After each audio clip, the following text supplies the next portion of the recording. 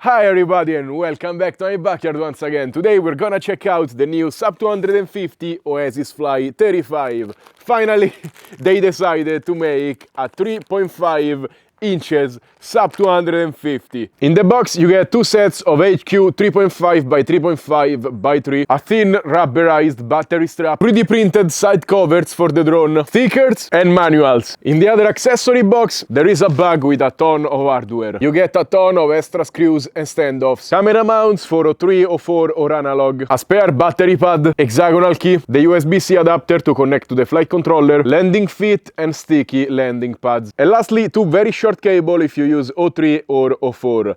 This one is if you use the DJI integrated receiver, this one is if you use an external receiver. This is the best I ever seen because usually companies don't even give you this kind of cables, and here they give you two of them. And as always, the drone comes in this very cool box. If you open the flaps, boom, it releases it. The drone comes in this kind of dead cat shape, so you won't get the propellers in the camera view. It's also quite beefy feeling. The arms don't bend at all. And the weight is 151 grams without anything on it, like you see it right now. So it's gonna be very hard, almost impossible to keep it sub 250 grams, I feel like. We're gonna test it later. It comes with all different carbon plates. 2mm top, 2.5mm mid plate, 3.5 arms and 1.5mm bottom plate. The front canopy is made of aluminum and it has the holes to fit whatever kind of camera you want. And the plastic parts are 3D printed in TPU and this one in PLA, I believe. The frame is quite spacious inside, so you will be able to fit whatever you want. The auxiliary connector is routed in the front, and this part right here hosts a little M10 GPS. Finally, it's very nice when they add GPS. I wish this mount had two little prongs to attach the GoPro mount. The motors are super beefy. They are 1804 3450 kV. The all-in-one flight controller is a Red Fox A3 with a F7 processor and 45 amps 32-bit ESCs. And boom, the O4 is finally in. It goes from 0 degrees all the way to, what is this, 35, so it has a nice swivel range. And the weight is now 194 grams, which means whatever battery you're gonna use on this drone that actually makes sense to use with it is gonna be over 250 grams. I wasn't expecting this from a company called Sub250, but here we are. They suggest using a 520 milliamps 4S, and that battery is probably gonna be 250. I don't have that. I have their 720 milliamps 4S, and look how small they are. They are very light. The drone is 260 grams with this, but I have a 450 milliamp 4S normal voltage. I just charged it to HV voltage to squeeze a little bit extra juice out of it, so it's similar to the 520 Sub250 recommends. And with this battery we are at 250 straight on. So I'm gonna fly with this first to see if it makes sense to use on such a big drone. Then I'm gonna use the 720 and lastly the 850 milliamps. It has been sitting for less than 1 minute and it already has 7 satellites. So let's put it in air mode and fly. Oh my god! Look at the throttle! It hovers at 12. Oh my god, this thing is super floaty. Okay, probably the battery is very small, but it's one of the floatiest drones I ever tested. It's crazy. It's also very silent. Of course, we are using an incredibly small battery. I don't think it's gonna last a lot. But it barely makes noise. Okay, now we can hear it. Wow. Wow, it pulls. Oh my god. It's just floaty. It goes against gravity. I don't know how to describe the experience. It's super smooth. Now, I have a pre-release version of this drone. As always, it releases tomorrow actually. And Sub250 sent a mail saying that I have to change some mask settings. They were supposed to send a screenshot, but they didn't. They forgot. I noticed today, I asked them, but they didn't reply because it's a night in China. They say to increase the refresh rate of the ESCs, and I found it was at D-Shot 300. I put it at D-Shot 600, and I hope that's what they meant. I didn't touch the ESC settings, but it seems to be flying perfect, so I have no complaints on it. I don't know what change they meant, because they said it was gonna fly better. Maybe they could have meant to put it at 48 kilohertz to gain a little bit extra efficiency, but it doesn't seem to be inefficient as well. It's just a small battery, but yeah, consumes 4 amps. I don't know. I'm gonna write in the comments if I changed the right setting or not, but so far, so good. It's flying perfect, and it's the floatiest drone I have tested in a while. I wanted to test the return to home. Let's see if they programmed it correctly.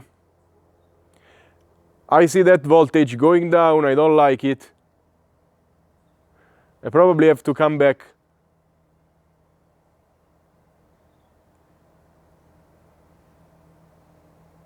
Okay, I don't complain at all about this return to home. It seems to be set up quite nicely. Not the smoothest, but it's fine. I don't have anything to say about it. Sub250, great job on this drone. It's just the weight I am not a fan of. Okay, I guess it's time to land. I flew for 3 minutes. Time for the 720 milliamps. It doesn't seem to pick up more than 7-8 satellites, but it's fine enough for the return to home. Look at the throttle, 11, and it's climbing. It's crazy. I don't know why, but this thing is it's feeling super floaty. Wow. Now this is a more adequate battery. I can push a little bit more, but first we have to perform the deed and test it, chasing the chicken. They are running for their life, and the drone is super silent. I don't understand these chickens. Sometimes I follow them with a 5-inch, and they don't care. They don't care.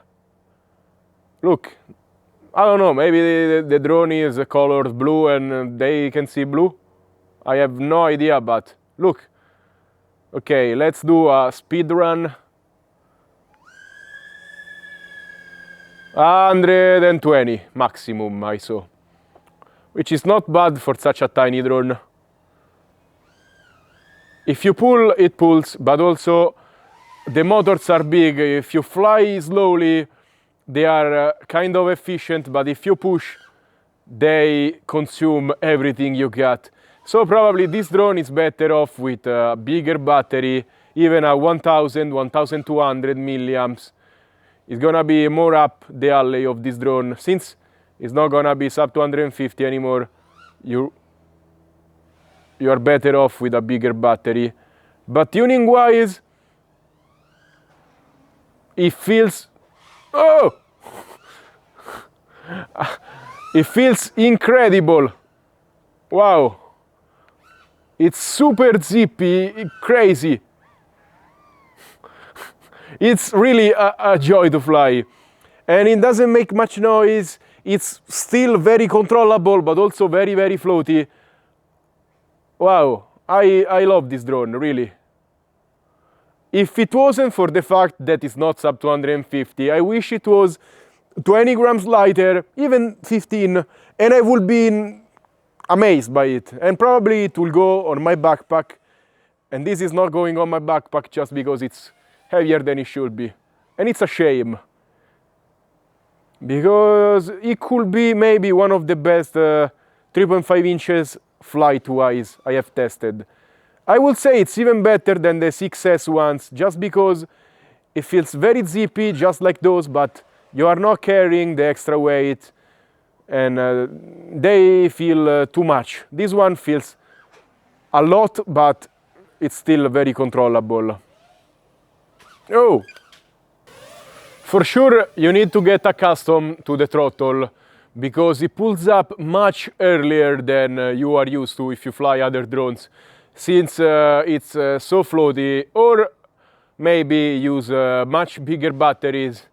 The motors are huge, they are super torquey, the response is instantaneous. Like, putting these big motors, it's a good choice. Maybe I would have gone with a lighter frame and 1604, just for a more balanced experience and a sub 250 experience.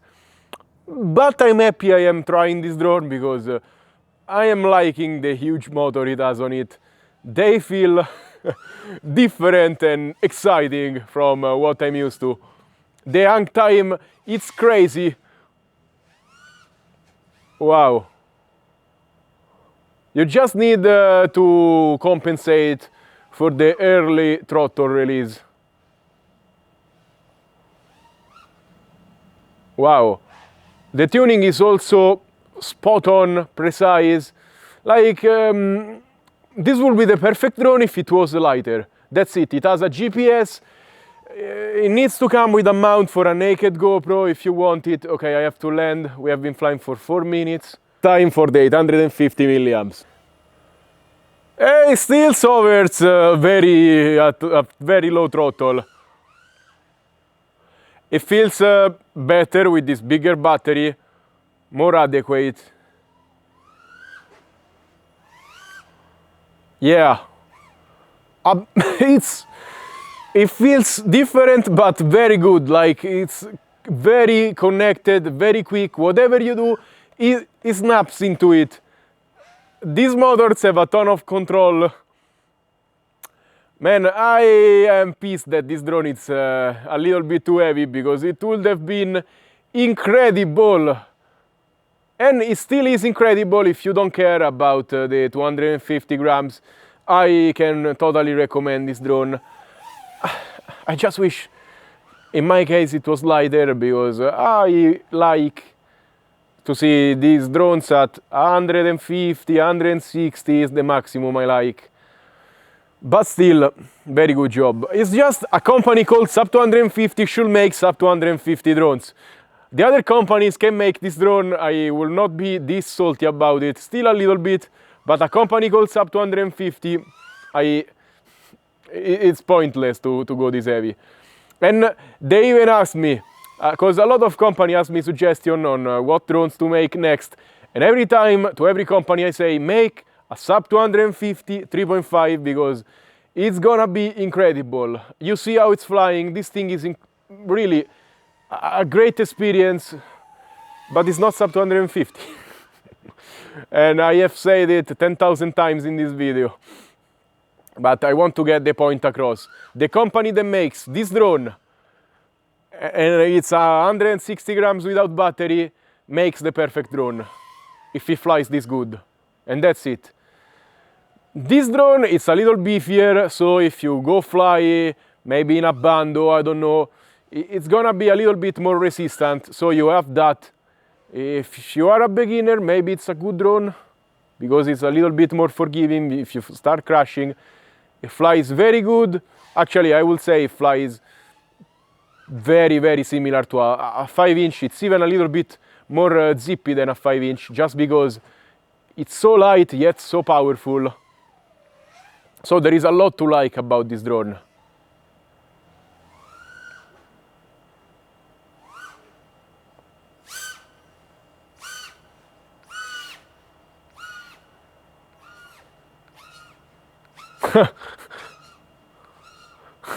Oh my god, this thing is super floaty. Every time you apply throttle, it just goes up. It's crazy.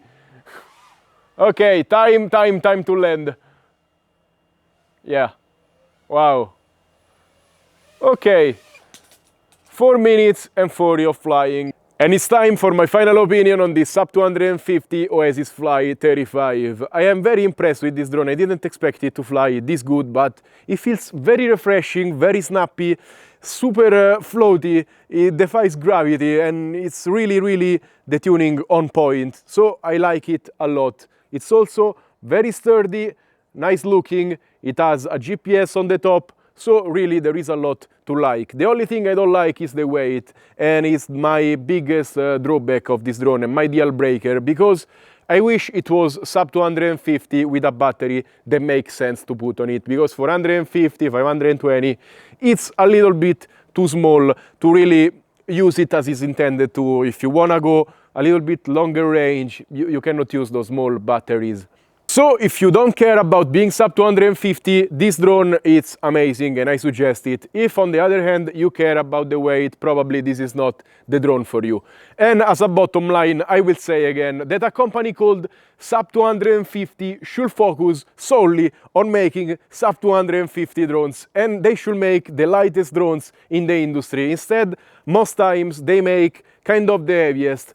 I don't know how it's possible. And I want to reiterate that 3.5 inches is probably my favorite propeller size at sub 250.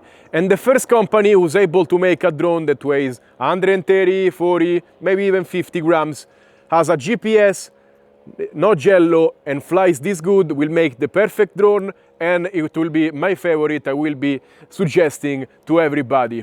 Until then, we always have this kind of compromises. And that's all for today. As always, remember to like, subscribe and comment on this video. Let me know what you think about this not quite sub 250 drone.